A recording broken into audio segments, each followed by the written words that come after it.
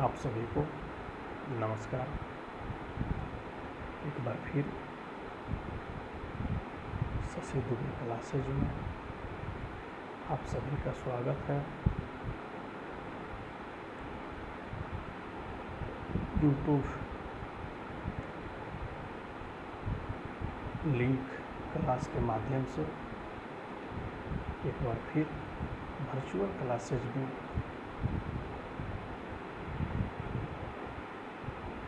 हम लोग जुड़ रहे हैं।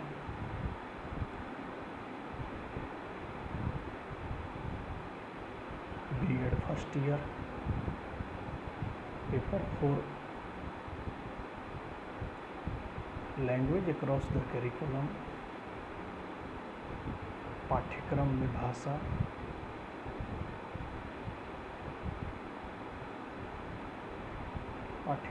भाषा के यूनिट 2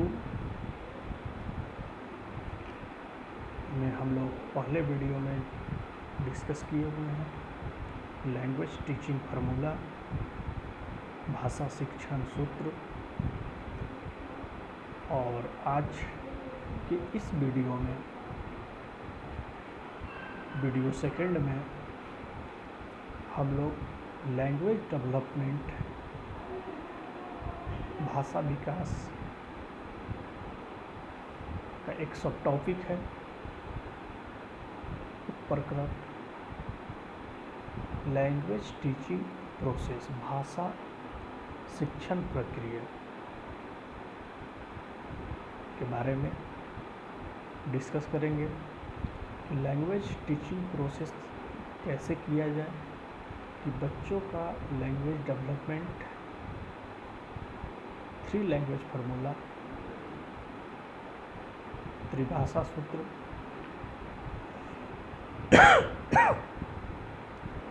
के माध्यम से उनका हर एक भाषा पे कमांड हो और भाषा को समझने की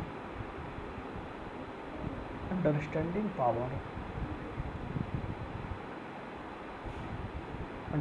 पावर उनमें डेवलप हो, जिससे 3 लैंग्वेज फार्मूला, त्रिभाषा सूत्र का कंसेप्ट के माध्यम से जब हम लैंग्वेज डेवलपमेंट करते हैं, भाषा विकास करते हैं, तो लैंग्वेज टीचिंग प्रोसेस आसान हो जाती है। 3 लैंग्वेज फार्मूला में अगर कि देखा जाए तो त्रिभाषा सूत्र, कोठारी कमीशन का रिकमेंडेशन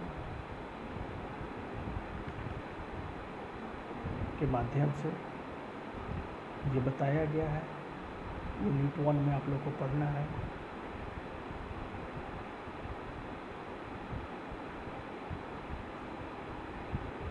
कि 3 लैंग्वेज फार्मूला में कौन कौन सी भाषा एक ऑफिशियल लैंग्वेज,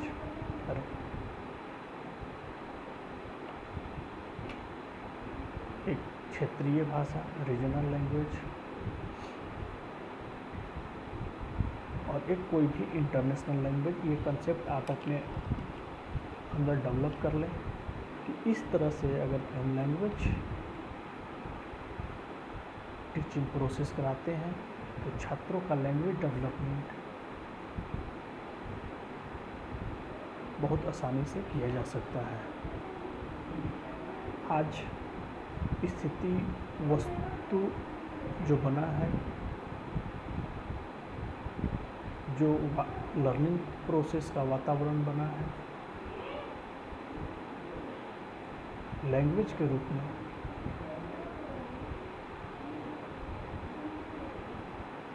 तो आज के 15-10 साल पहले इस तरह से लैंग्वेज लर्निंग प्रोसेस का वातावरण नहीं बना हुआ था।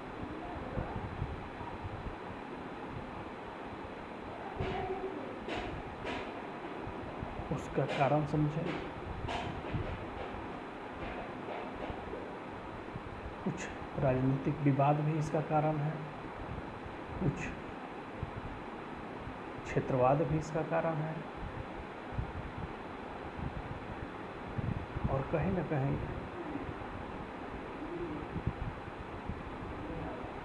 शिक्षा विभाग की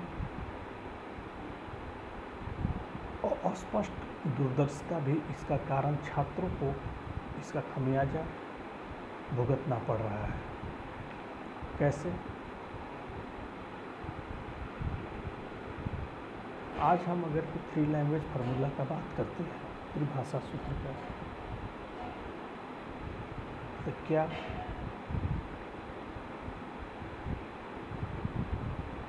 आप ऐसे किसी संस्थान का नाम बता सकते हैं कि जहाँ पे 3 लैंग्वेज फार्मूला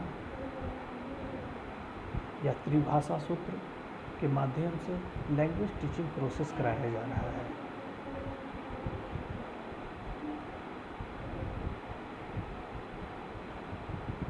भारत में आपने इंटरनेशनल लैंग्वेज अगर कि सीख लिया, आज अगर कि देखा जाए तो अंतर्राष्ट्रीय भाषा के रूप में हम लोगों ने अंग्रेजी को प्राथमिकता दी है। इसका कारण भी है कि 200 वर्ष अंग्रेजों का शासन रहा, जिससे एजुकेशन सिस्टम में अंग्रेजी भाषा की नींव पड़ी। लेकिन आज हम अंग्रेजी भाषा को आधुनिकता का परिचायक से जोड़ दिए हैं, और अगर कि हिंदी भाषा, क्षेत्रीय भाषा,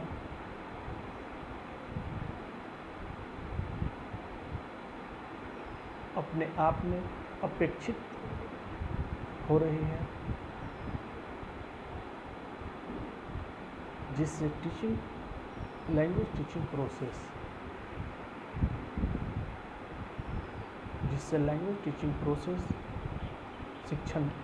भाषा शिक्षण प्रक्रिया प्रभावित हो रही है। आज हमारे यहाँ जो एजुकेशन सिस्टम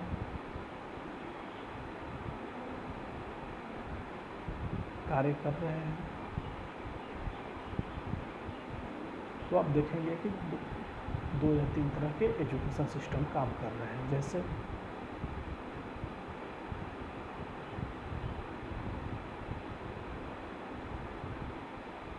कुछ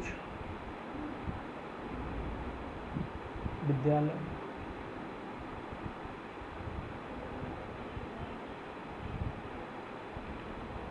अंग्रेजी माध्यम के हैं,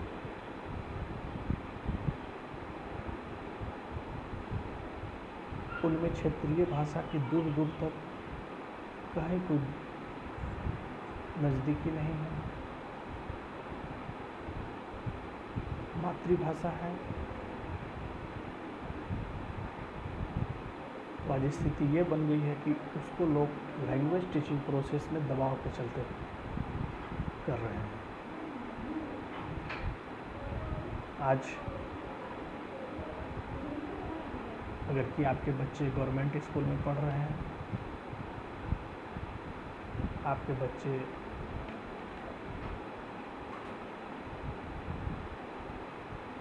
इंग्लिश मीडियम में पढ़ रहे हैं, तो स्टेटस को यहाँ प्राथमिकता दिया जाता है। आज हम सभी को इस बात पर गहन चिंतन करना होगा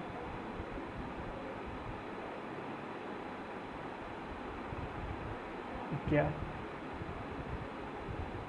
क्षेत्रीय भाषा, हिंदी भाषा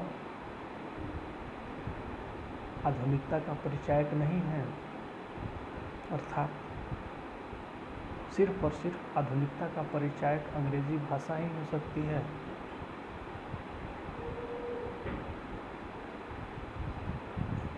आज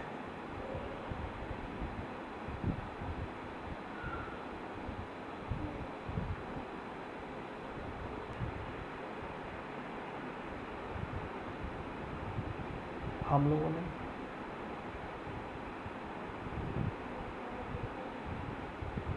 या हमारी समाज या हमारी एजुकेशन सिस्टम, आपको बड़ी बारीकी से इसका अध्ययन करना पड़ेगा कि लैंग्वेज टीचिंग प्रोसेस में एक संस्थान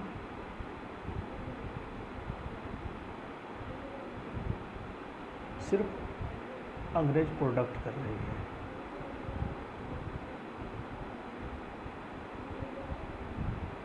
और एक संस्थान सारे भाषा को लेकर चल रही है। आज बड़ा हास्यास्पद स्थिति होती है।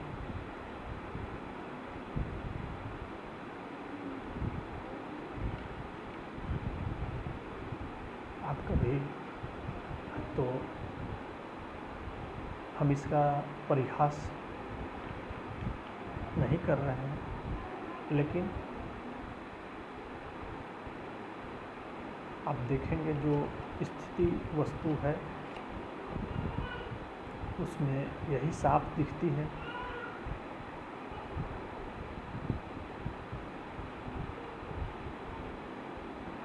कि इंग्लिश माध्यम के छात्र 69, 79, 89 नहीं समझते हैं,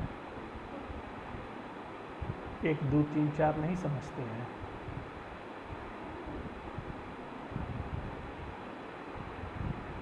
अपने क्षेत्रीय भाषा को नहीं समझते हैं।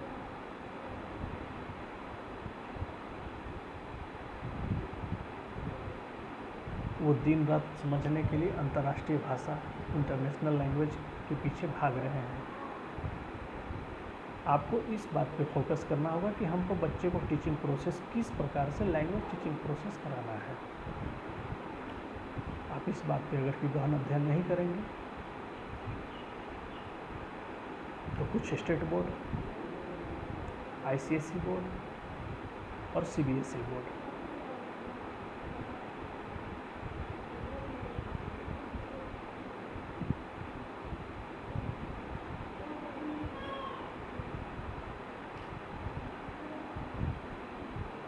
बच्चे को कोई हिंदी भाषा में शिक्षा दे रहा है, कोई अंग्रेजी भाषा में दे रहा है, कोई क्षेत्रीय भाषा में, और ये पूरा विवाद का कारण बन गया है। और ये सब चीज़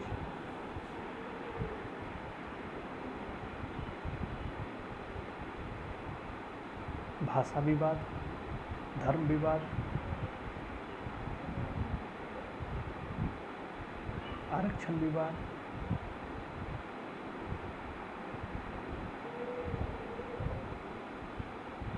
ये भारत की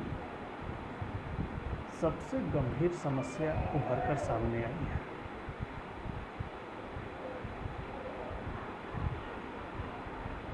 हमको teaching process, language teaching process बच्चों को कराना है तो किस तरह के कराने हैं? मिडिल फैमिली क्लास में? इसका एक बहुत अच्छा एग्जाम्पल हम आप सबको समझाएंगे।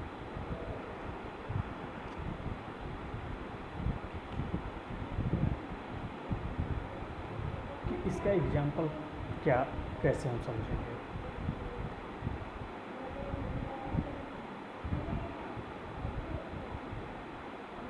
एक हिंदी माध्यम का छात्र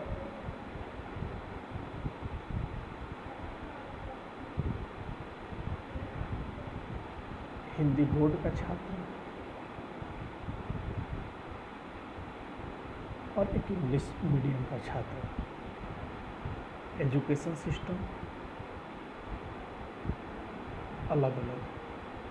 आज सभी लोग किस लैंग्वेज को इम्प्रूव करने के पीछे भाग रहे हैं? तो आपको ज़्यादा संख्या अंग्रेजी भाषा को इम्प्रूव करने के पीछे भाग रहे हैं। हिंदी भाषा के या हिंदी भाषा को या क्षेत्रीय भाषा को इम्प्रूव करने के लिए आप खुद स्थिति वस्तु समझेंगे कि ये सब भाषा का क्या स्थिति है। जब 2 माध्यम बोर्ड का छात्र, एक हिंदी माध्यम का और एक इंग्लिश माध्यम का, आपने स्कूलिंग एजुकेशन में बच्चों को अलग डिवाइड कर दिया और आप बात करते हैं समावेशी शिक्षा का, इंक्लूसिव एजुकेशन का, कि हमने समावेशी शिक्षा दिया। हिंदी दिया, इंग्लिश भाषा के माध्यम से दिया, क्षेत्रीय भाषा के माध्यम से दिया, तो उस तरह के बच्चे का प्रोडक्शन हो रहा है जो 3 लैंग्वेज फार्मूला के कंसेप्ट पे काम कर रहे हैं। उसमें आप लैंग्वेज टीचिंग प्रोसेस बच्चों का इम्प्रूव नहीं करा सकते। मिडिल फैमिली क्लास का जो सिचुएशन क्रिएट हुआ है, घर में बच्चे क्षेत्रीय भाषा में बात कर रहे हैं, रीजनल लैंग्वेज में बात कर रहे हैं, बच्चे स्कूल में जा रहे हैं, उनको ज़बरदस्ती हम इंग्लिश माध्यम या जो भी माध्यम आप पढ़ दे रहे हैं उसमें भेजा जा रहा है।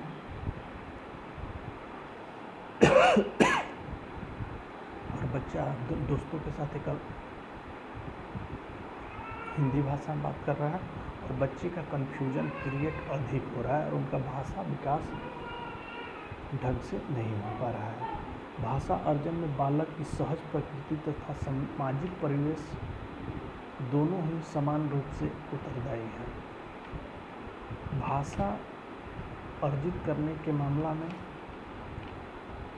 बालक जब से या छात्र जब से नेचुरल नहीं होगा और सोशल इन्वायरमेंट क्रिएट नहीं होगा तो बच्चा लैंग्वेज या भाषा शिक्षण प्रक्रिया को हम इम्प्रूव नहीं कर सकते हैं। किसी भी भाषा या विषय को सीखने में प्रेरणा एवं वातावरण का विशेष महत्व माना जाता है, जिससे भाषा का विकास किया जा सकता है, जिससे भाषा का विकास किया जा सकता है। भाषा भाव तथा विचारों के आदान प्रदान का प्रमुख माध्यम है। परिवार या विद्यालय में बालक जो भी सीखता है ये सब प्रतीक, विभिन्न पदार्थों, वस्तुओं, घटनाओं, क्रियाओं तथा दृश्यों आदि के सूचक माना जाता है। भाषा शिक्षण औपचारिक रूप से सुनियोजित प्रक्रिया है जिसके द्वारा भाषाई कुशलता का विकास किया जाता है। सामान्य रूप से शिक्षण का अर्थ ज्ञानों का आदान प्रदान करना, जानकारी देना तथा कुशलता को विकसित करने से है। भाषा शिक्षण से तात्पर्य शिक्षण उस विशिष्ट व्यवस्था से है जिसके द्वारा भाषाई कौशलता का विकास संभव है। भाषाई कुशलता का संबंध भाषा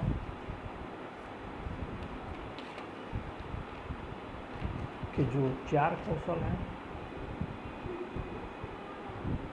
जो पहले भी डिस्कस वीडियो में किया गया है, सुनना, बोलना, पढ़ना, लिखना, लिसनिंग, स्पीकिंग,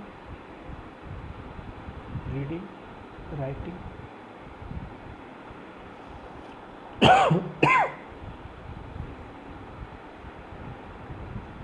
ये भाषा के 4 कौशल हैं। भाषा शिक्षण का दायित्व मुख्य रूप से अध्यापक का होता है। वह छात्रों की योग्यता, रुचि तथा आवश्यकता के अनुसार पाठ्य सामग्री को व्यवस्थित रूप से या सुव्यवस्थित तरीके से छात्रों तक पहुंचाने का कार्य शिक्षक करता है। शिक्षण की योजना तैयार करता है।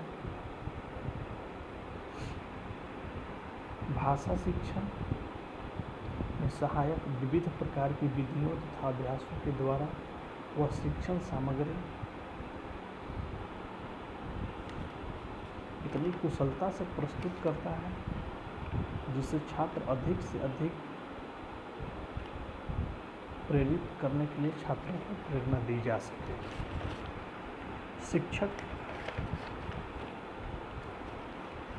शिक्षण को प्रभावशाली बनाने के लिए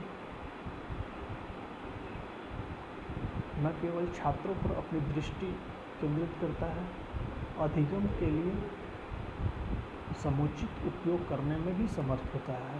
भाषा अध्यापक को मनोविज्ञान तथा भाषा विज्ञान का ज्ञान अति आवश्यक माना जाता है। भाषा के शिक्षण में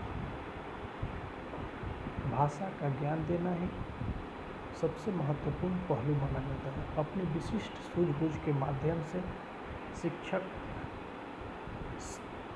शिक्षण में सहायक उपकरणों के प्रयोग से वह शिक्षण को अधिक प्रभावशाली बना सकता है। संपूर्ण शिक्षण योजना का प्रमुख संयोजक अध्यापक होता है। अध्यापक का प्रमुख दायित्व वह जाना जाता है कि वह प्रभावी अधिगम परिवेश को गठित करें, जिससे छात्र शांति प्रक्रिया उस व्यवस्था से अधिक लाभ प्राप्त कर सके। इस तरह से